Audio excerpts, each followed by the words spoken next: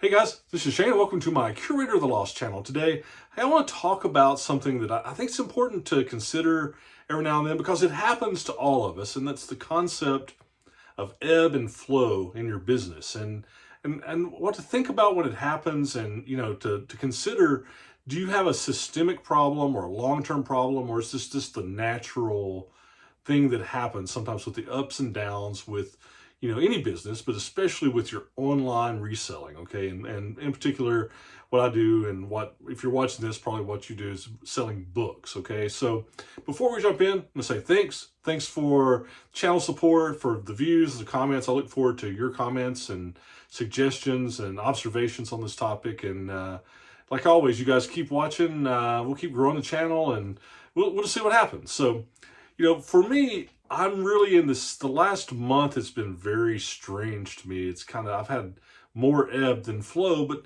for me, a lot of it this last month has been kind of not necessarily self-inflicted, but because of my circumstance in the last month. I will admit, it was this last week, I've been back into work after being out for 2 weeks traveling. I had work travel out to California, enjoyed it.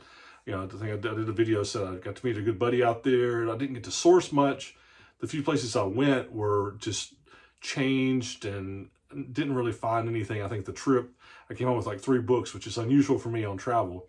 But even before that, I noticed that I had, I just wasn't finding much when I would stop. A lot of my libraries and thrift stores that I hit, I just wasn't finding anything. And it seemed like it was a down time for estate sales too. So I really felt like I was kind of on the ebb side. And when we talk about ebb and flow and book selling, there's 2 components of it. One component is on the sourcing side.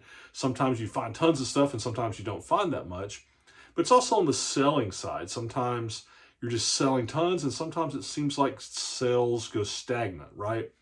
And I think it's always important when you run through these seasons. And believe it or not, if you're new to book selling or online selling, look, you watch videos, you see us, people like me or other folks, they're showing all this awesome stuff they're finding at flea markets and yard sales and estate sales and thrift stores. And you're thinking, man, I never see that, or I don't have that much success. Well, sometimes those types of videos are compilations of a lot of work, but they're also, sometimes they can give a different appearance, right? Because I've said it here many times, book selling, while it can be very rewarding, it's fun. For me, it's doing it for me is like a release. It's a pastime that it just gives me comfort and a sense of joy to do. And it's kind of like it's almost like meditation for me, right? I just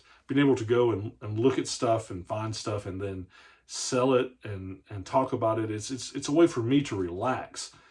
A lot of you are doing this and I do it as a side gig, but a lot of you guys, I know, you do it to make ends meet or as a full-time job, and that's puts extra pressure on you. And if you're just getting into the book selling and online business, you've got to put a lot of work in it, and sometimes it is just a grind.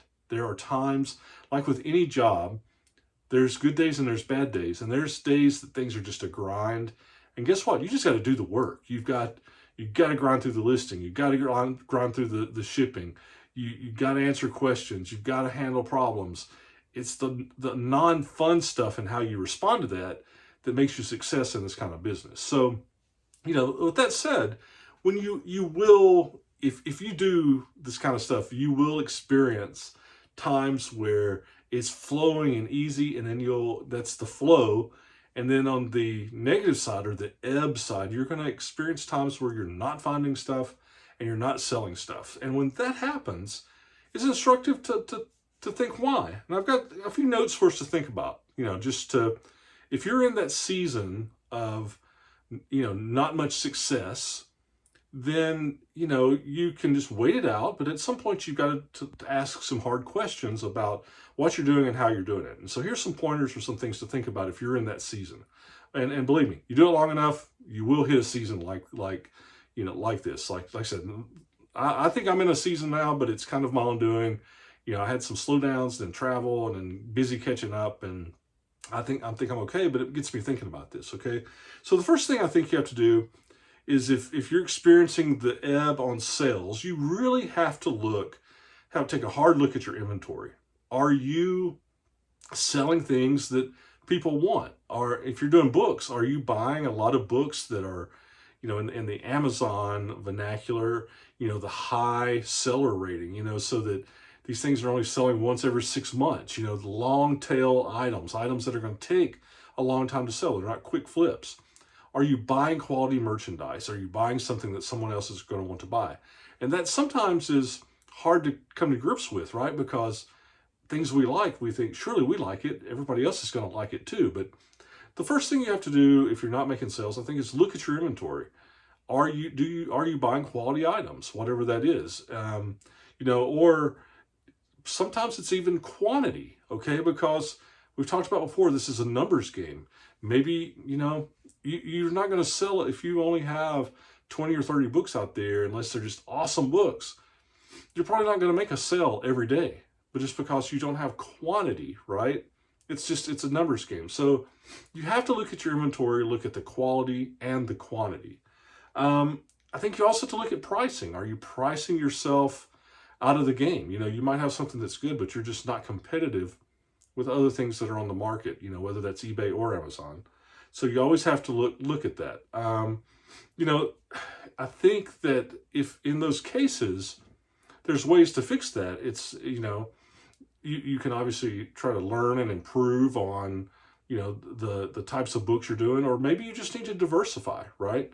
Maybe to get the sales that you need for your situation, you need to break into clothing or glassware or other things as well. It's something to think about. If you're not getting what you need from books, maybe that's just not your niche. All right. On the sourcing side, listen, I've had places that have been honey holes for months, if not years, that just dry up or change. Management changes, they just close up. You always have to be looking for different sourcing avenues, right? Ways to source, places to source. And again, if you haven't, no source is forever. And that's hard to accept sometimes, but you really always have to be looked out on sourcing. So if your sourcing is down and just on the quantity that you're finding, you really just have to start being original. You have to look yard sales, thrift stores, antique stores, library bookstores, estate sales, expand your geographic range, all these things to help you bring in more and different books, right? So that's on the sourcing side. Now, other like things that you can do that are like,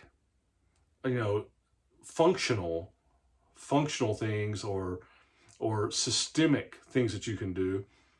You have to ask yourself to take advantage, especially on eBay, are you listing daily? If you're not, you're going to push yourself down in the search rankings, right? List daily, okay? Are you making offers to people? When people look at your items, are you hitting that and sending them offers so that they can maybe, make you an offer back and you can sell it that way?